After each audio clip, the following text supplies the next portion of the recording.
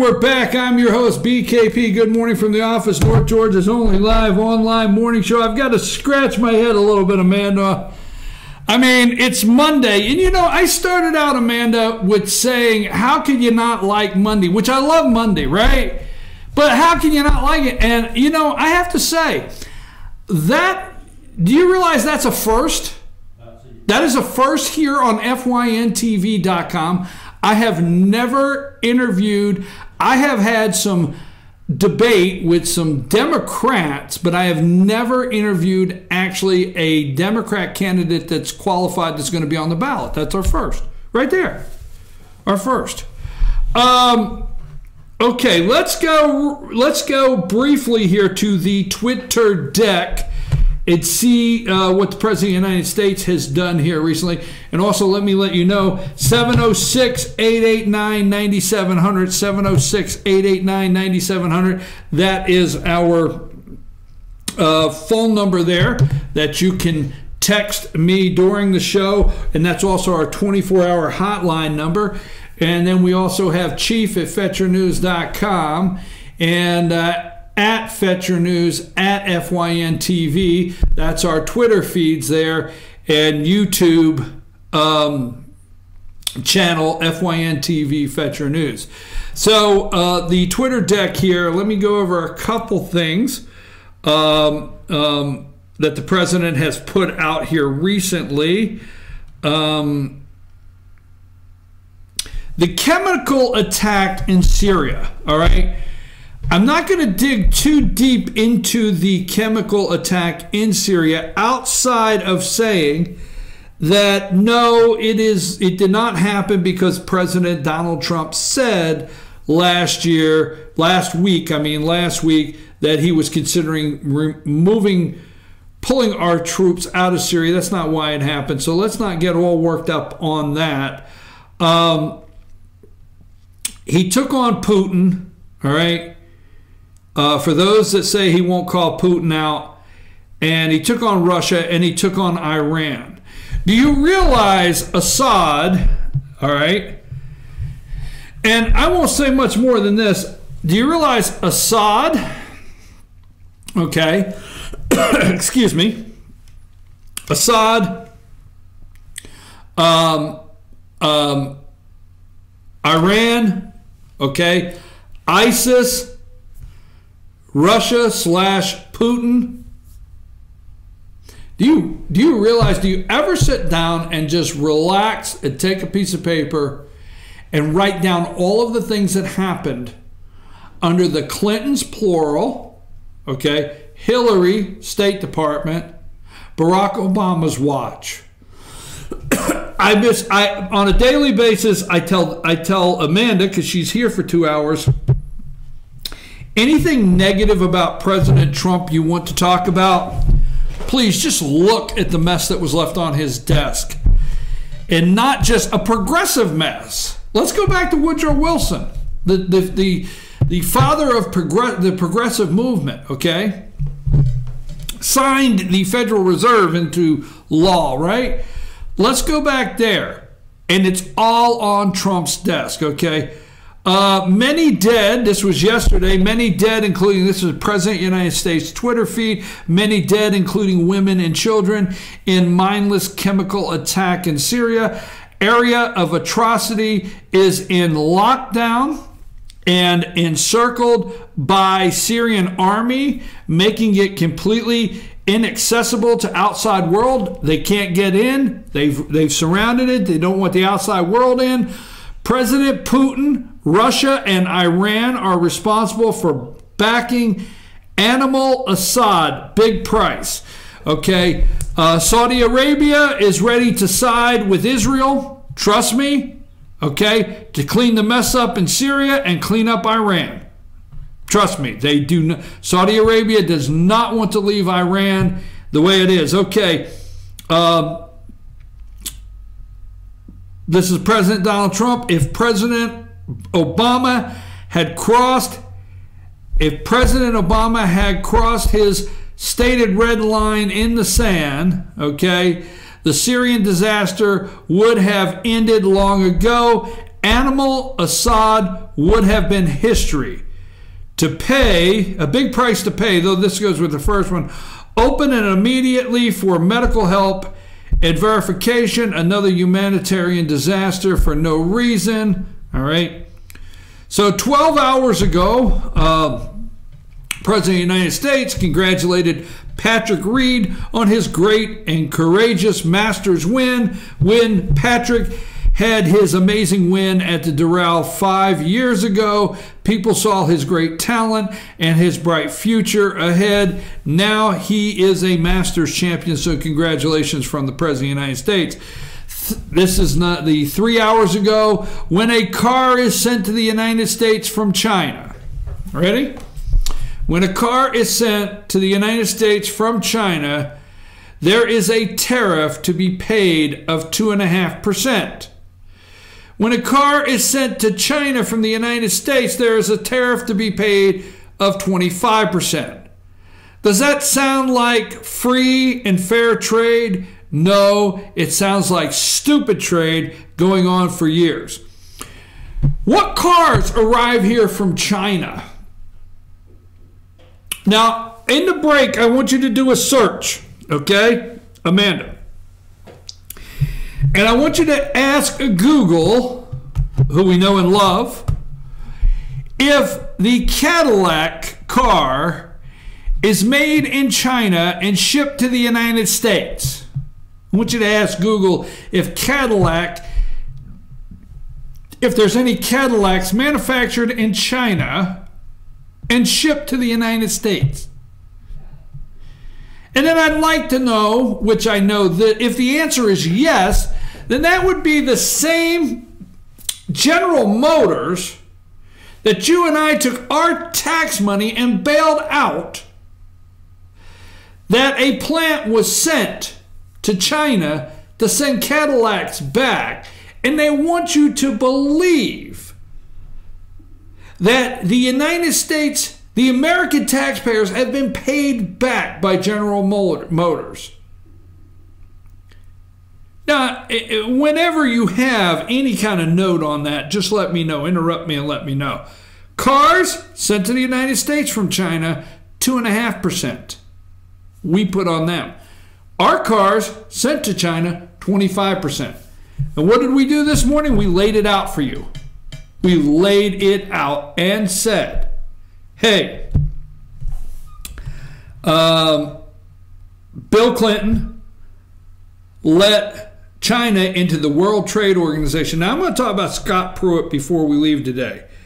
But what I want to do is, there's times when, and I don't know if you have had an opportunity to see this video, all right?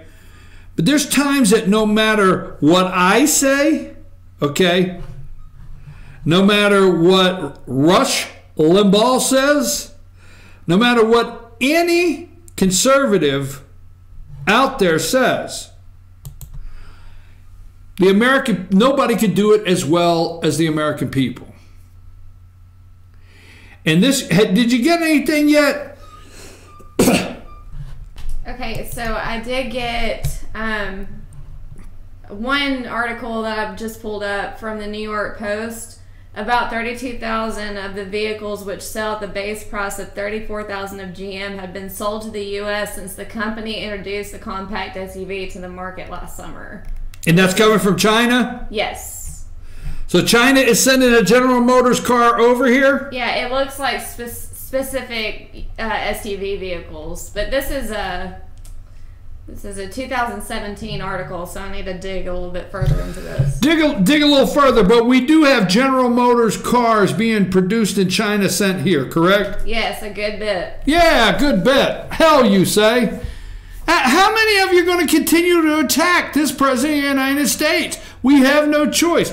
Now, Amanda, while we're looking up some things and we try to close today, this guy, Mark Robinson in Greensboro, North Carolina. Now, folks, Second Amendment. I asked the question about Second Amendment. And this has gone viral. This video has blown up and gone absolutely viral. All right. And this gentleman stands up at a Greensboro North Carolina City Council meeting and addresses the City Council. Now, what I really like about this video is I lived outside of Greensboro for, I don't know, maybe 3.5 years. 3 years? We'll say 3 years. I lived outside between Winston-Salem, North Carolina, and downtown Greensboro, and I spent a lot of time in Greensboro. And it's interesting. I know this area, and I just felt like I almost knew this guy when he came to the podium. And every day we're told about our Second Amendment, and somebody that has so much knowledge of the Constitution wants to break down what it means. And then only once in a lifetime can somebody come to the podium and articulate the Second Amendment and our right by our founding fathers like Mr. Robinson. If you have that, can we go to that? Mr. Robinson? Yes. I didn't have time to You have to give us your name. I'm sorry. My name is Mark Robinson. I live at 4015 Sassafras Court. That's right here in Greensboro. I've lived in Greensboro all my life. I didn't have time to write a fancy speech. I didn't have time to, I didn't have the resource of an English teacher to sit down and write a speech with at school today and be, brought over here or practice or anything. What I really came down here for is this. I've heard a whole lot of people in here talking tonight about this group and that group and domestic violence and blacks, these minorities and that minority. What I want to know is, when are you all going to start standing up for the majority? And here's who the majority is. I'm the majority. I'm a law-abiding citizen who's never shot anybody, never committed a serious crime, never committed a felony. I've never done anything like that. But it seems like every time we have one of these shootings, nobody wants to put the blame where it goes, which is at the shooter's feet. You want to put it at my feet. You want to turn around and restrict my right, constitutional right that's spelled out in black and white. You want to restrict my right to buy a firearm and protect myself from some of the very people you're talking about in here tonight. It's ridiculous. I don't think Rod Serling could come up with a better script. It does not make any sense. The law-abiding citizens of this community and many communities around this country, we're the first ones taxed and the last ones considered and the first ones punished when things like this happens, because our rights are the ones that are being taken away. That's the reason why I came down here today. Gun show or no gun show, NRA or no NRA. I'm here to stand up for the law-abiding citizens of this community, because I'm going to tell you that what's going to happen. You can take the guns away from us all you want to. You all write a law, I follow the law, I'll bring my guns down here, I'll turn them in. But here's what's going to happen. The Crips and the Bloods on the other side of town, they're not going to turn their guns in. They're going to hold on to them. And what's going to happen when you have to send the police down there to go take them? The police can barely enforce the law as it is. As what I see, we demonize the police, criminalize and vilify the police, and we make the criminals into victims. And we're talking about restricting guns? How are you going to do that? How are you going to do that when the police department's already hamstrung?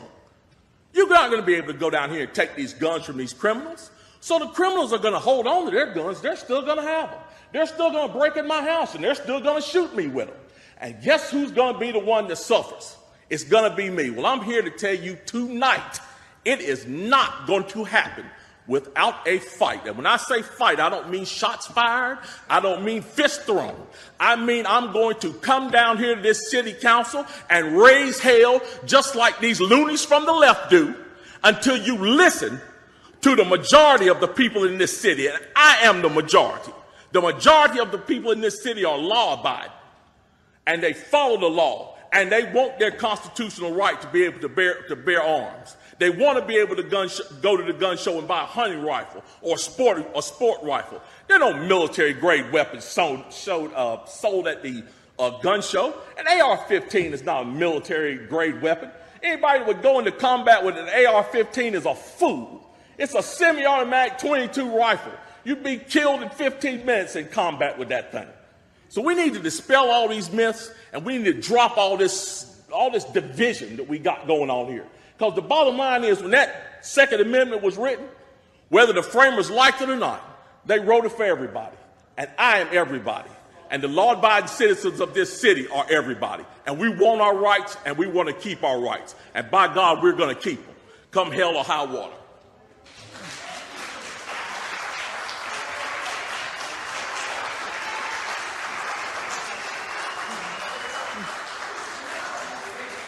Back to me. Hell or High Water. That's the new name of the show, Hell or High Water, right? Amanda, let's make the show now Hell or High Water. Mr. Robinson, I am going to tell you, there are times, Amanda, where you just don't say anything else.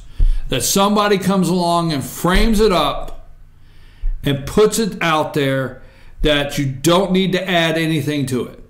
Because he's so correct. Okay, I am everybody. Hell or high water. I am everybody. I love that. And I also like when he frames up that the police are not going to go down there and get the guns. Now, we go against the police is what he's saying, and he's not saying anything negative. He's not saying that the police and law enforcement will not try to confiscate the guns from the criminals, the Crips and the Bloods, but they're not going down there to match up with this firepower. They're not going to. They're not going to walk right into a gunfight. They're just not going to. And he's telling you the truth. He knows all too well. Because let me tell you something, the man at the podium, African American, all right, knows that if the police start into these areas, remember Baltimore, Freddie Gray, and they go after guns and they end up in a gunfight with 2 or 3 of these people, that there'll be enough media to bring satellite trucks in to do marches with Al Sharpton and jump up and down and burn to the ground police cars. And it's not worth the aggravation because they shot a thug with an illegal gun. That message won't get out. He's right. They won't go get these guns. They're not going to. They can't go get them. The media will not allow them to go get them, folks. Will not. I don't want to get stuck on this. But I like how he says we're the first to tax. We're the first that you tax. Okay? Law-abiding citizens, we're the first that you tax. The last you consider. We're the last ones you consider. First ones you tax. And we're the first ones that you take our rights away from. The people that you tax, that are paying the bills, are the last you consider and the first ones that you take the rights away. Amanda, I got one more story before the day's out, but do you have anything that you would like to bring to the table this morning? I didn't want to leave you out there. I just have something really quick. I noticed on wait a minute, where's my glasses? I lost my glasses somewhere. I'm in the TV now. Yeah, you're in the TV. What is it, Poltergeist? I mean, it's Poltergeist. Like, she's in the TV. So I noticed that on the Women's March Twitter, I noticed this is the first tweet that I saw. The shutting down of Backpage. I don't know if you're familiar with Backpage. With what? Backpage.com. No. So Backpage is like a black market Craigslist, if you can get any more black market than that. Craigslist, I don't know if you remember all the busts years ago with prostitution and all that going down on Craigslist. Well, Craigslist just shut it down. There was no more of like a, you could like post jobs and adult, like you cannot do that anymore on Craigslist. Well, on Backpage, that was an outlet for these people to go and post on adult jobs.